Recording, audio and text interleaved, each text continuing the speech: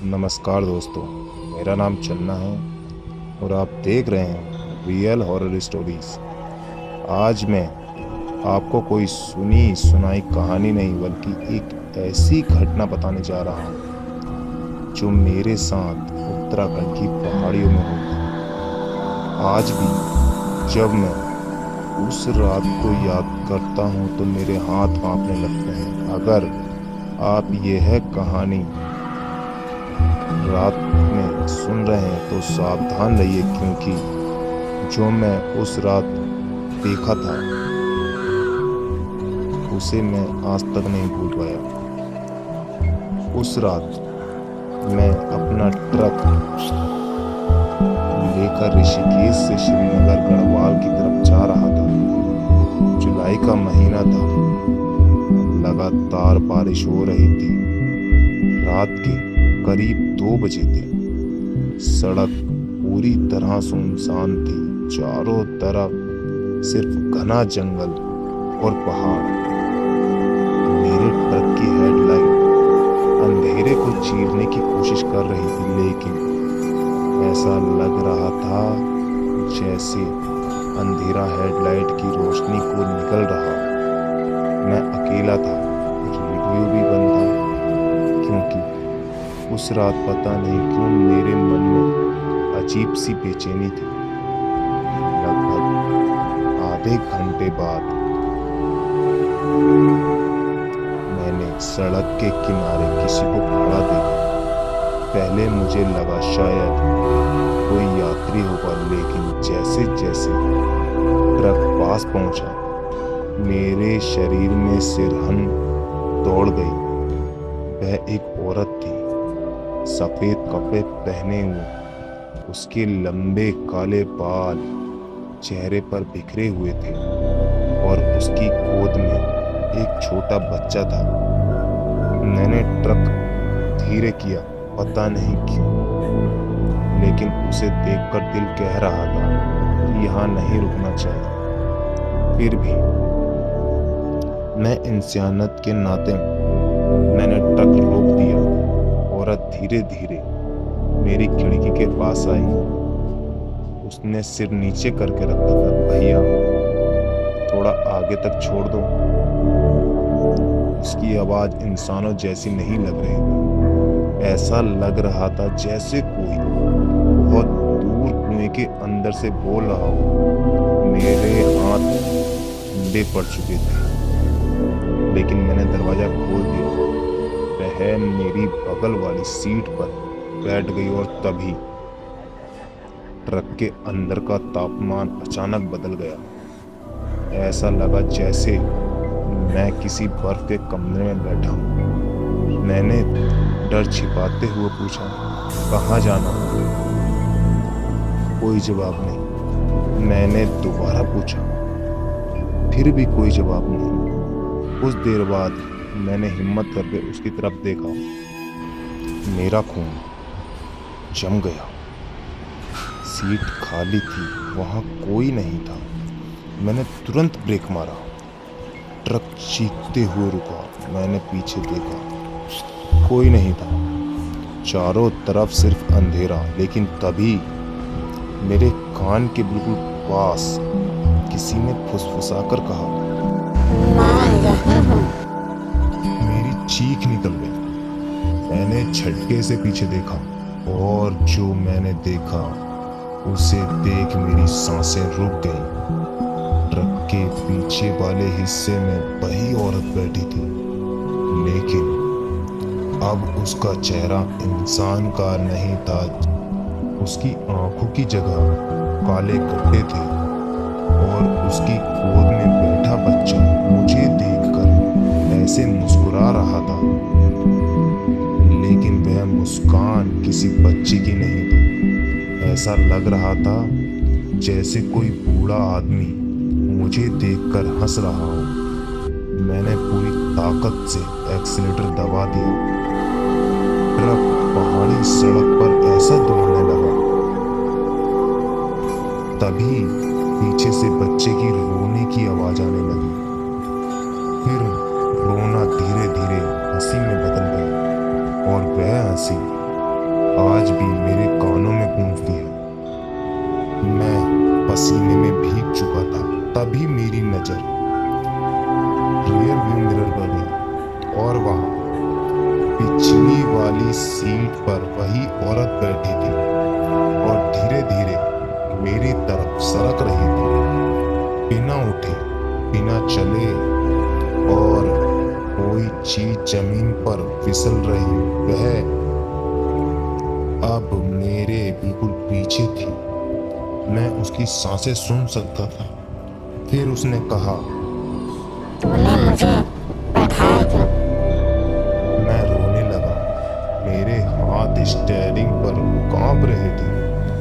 तभी अचानक ट्रक अपने आप बंद हो गया। इंजन खत्म, लाइट बंद, चारों तरफ घना अंधेरा और मैं उस चीज के साथ ट्रक के अंदर अकेला बैठा था। बाहर बारिश पहले से भी तेज हो गई थी। मैं ड्राइवर सीट पर जड़ बनकर बैठा था। मेरी हिम्मत नहीं हो रही थी कि पीछे मुड़कर देखूं, लेकिन फिर मेरे कान के पास, बिल्कुल पास, किसी ने धीरे से फुसफुसाया, मुझे देख। मेरे पूरे शरीर में बिजली सी दौड़ गई। मैंने आंखें कसकर बंद कर ली।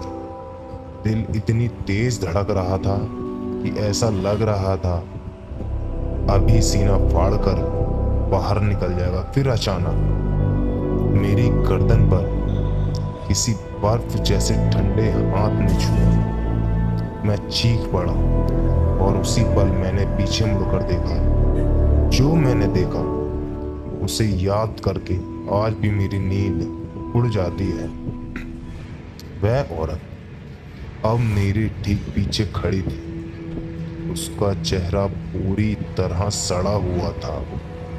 आंखों की जगह काले गहरे गड्ढे थे और उसकी गोद में जो बच्चा था उसकी गर्दन पूरी तरह उल्टी दिशा में घूमी हुई थी, लेकिन उसकी आंखें सीधी मेरी तरफ देख रही थी। फिर वह बच्चा हंसने लगा धीरे धीरे, और फिर इतनी जोर से कि पूरा ट्रक उसकी हंसी से कांपने लगा। मैंने दरवाजा खोला और बिना कुछ सोचे ट्रक से कूद गया। बाहर खूब अंधेरा था। बारिश मेरे चेहरे पर हथौड़े की तरह पड़ रही थी। मैं सड़क पर भागने लगा। पीछे मुड़कर देखने की हिम्मत नहीं थी, लेकिन कुछ कदम बाद मुझे महसूस हुआ मेरे पीछे कोई दौड़ रहा है। मैंने रुककर सुना, छपाक छपाक छपाक, जैसे कोई पानी में नंगे पैर दौड़ रहा हो। मैंने हिम्मत करके पीछे देखा और मेरी चीख निकल गई। सड़क के बीचों बीच वह बच्चा खड़ा था, अकेला। उसकी आंखें पूरी तरह सफेद थी और उसके होठों पर अजीब मुस्कान थी। फिर उसने अपना हाथ उठाया और मेरी तरफ इशारा किया। उसके इशारा करते ही जंगल के अंदर से दर्जनों आवाजें आने लगी, रोने की, चिल्लाने की और मदद मांगने की।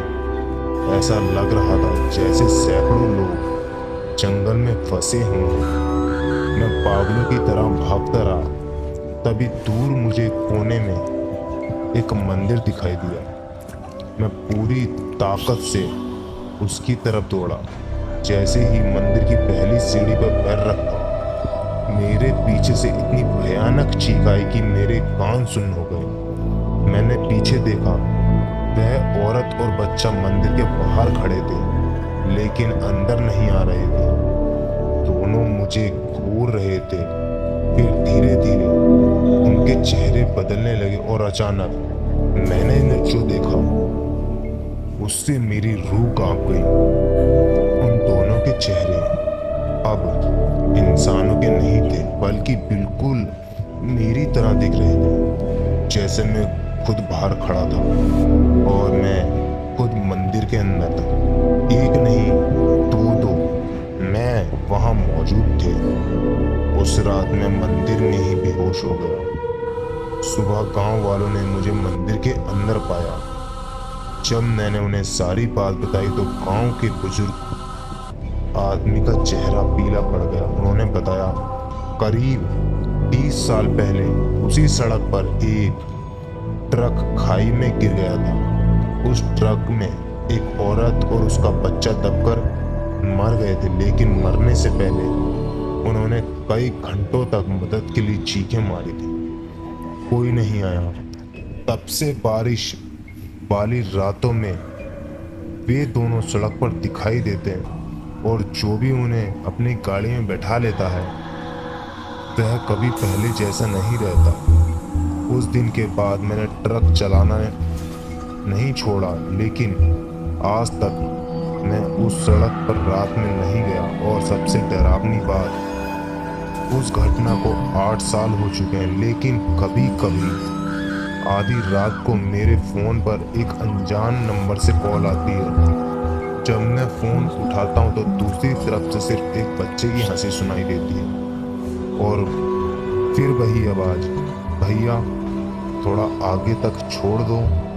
दोस्तों, अगर इस कहानी ने आपकी रूह तक कपा दी हो तो वीडियो को अभी लाइक कर दीजिए। और अगर आप ऐसी सच्ची और डरावनी रहस्यमयी हॉरर कहानियाँ सुनना पसंद करते हैं तो हमारे चैनल रियल हॉरर स्टोरीज को सब्सक्राइब कर लीजिए और बेल आइकन भी दबा दीजिए ताकि अगली खौफनाक कहानी आपसे छूट ना जाए। कमेंट में ज़रूर बताइए कि आप यह कहानी किस शहर से सुन रहे हैं और आपका नाम क्या है।